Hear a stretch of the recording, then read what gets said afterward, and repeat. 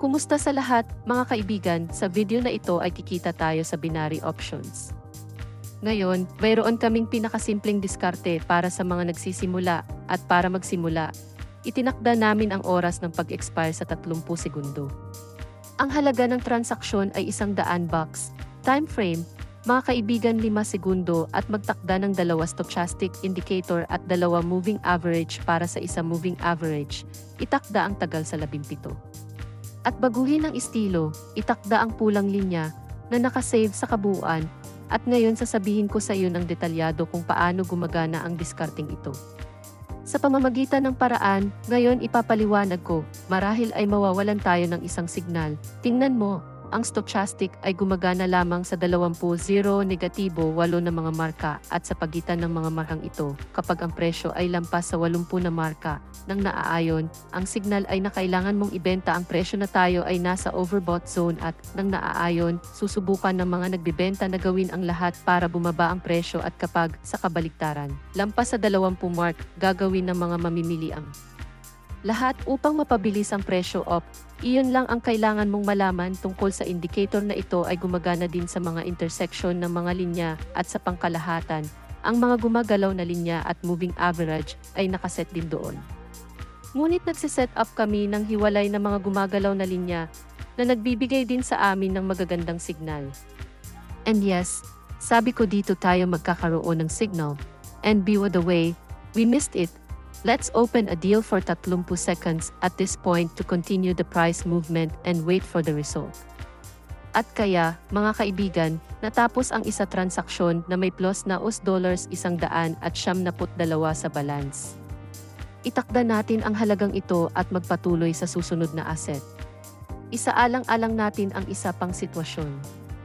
Mga kaibigan, magbukas tayo ng deal sa asset na ito. Nangyayari na ang pagbabalik sa uso.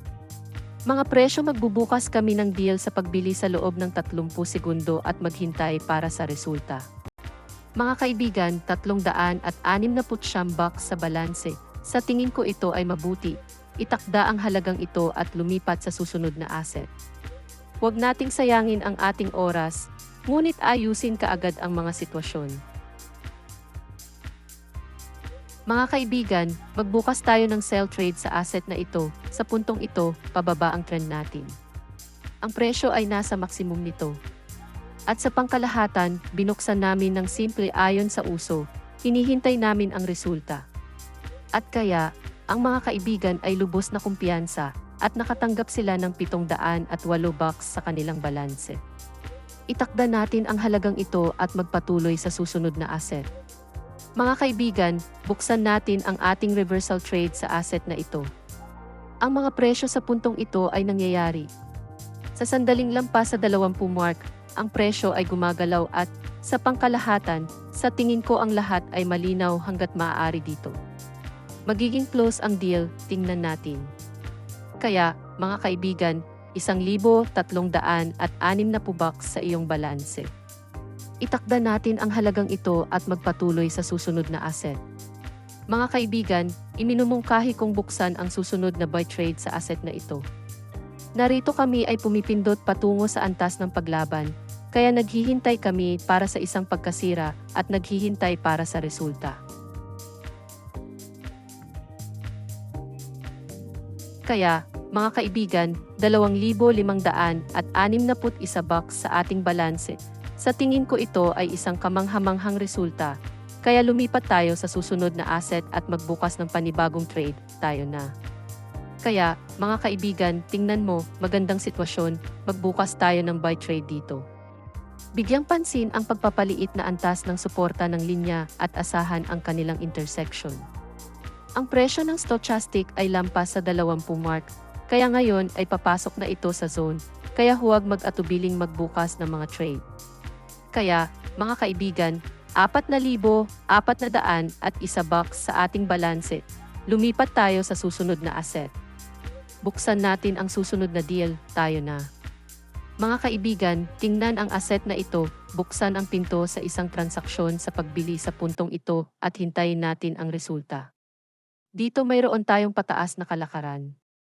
Parehong tumawid ang linya, tumawid ang berdeng linya sa pula mula sa ibaba, Nabuo ang isang buhay signal, nagbukas lang kami ng deal para ipagpatuloy ang paggalaw ng presyo at maghintay ng resulta. Kaya, mga kaibigan, $7,800 at isa sa aming balanse. Sa palagay ko ito ay isang kahangahangang resulta lamang.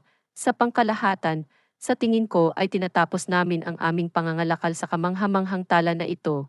Mga kaibigan, salamat sa lahat sa panunood at huwag kalimutang mag-subscribe sa Telegrama. Nasa description ang link. Araw-araw nagaganap ang free training sa amin, may mga signal na inilalabas. Kaya sumali ka kung gusto mo kumita ng pera sa akin hanggang sa muli nating pagkikita mga kaibigan.